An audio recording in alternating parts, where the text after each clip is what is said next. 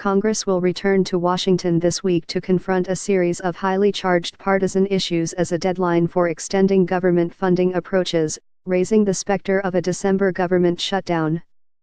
Leaders of both parties have publicly played down the possibility of a showdown next month. Funding expires on December 8, and both sides have floated the possibility of a short-term stopgap to push negotiations until just before Christmas. There shouldn't be any discussion about shutting down the government. We can make this thing work. We just need to get people at the table, negotiate it, Sen. John Thune, SD, the third-ranking Republican senator, said on Fox News Sunday. But informal talks have been abortive, and bitter partisan divides over spending, health care, and immigration threaten to set up an impasse. The tone could be set quickly. Congressional leaders of both parties are set to meet Tuesday with President Trump at the White House in a summit that could smooth the path for the month ahead or inflame simmering fights. The last time Trump met with those top leaders, House Speaker Paul D.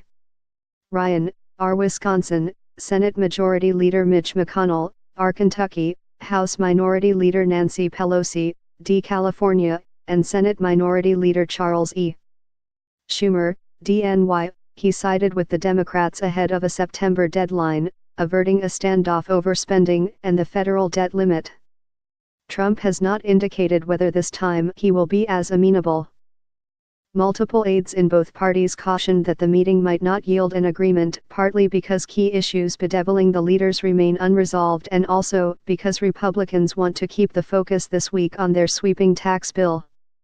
While Republicans try to wrap up their tax effort, they must negotiate with Democrats on the litany of other governing items.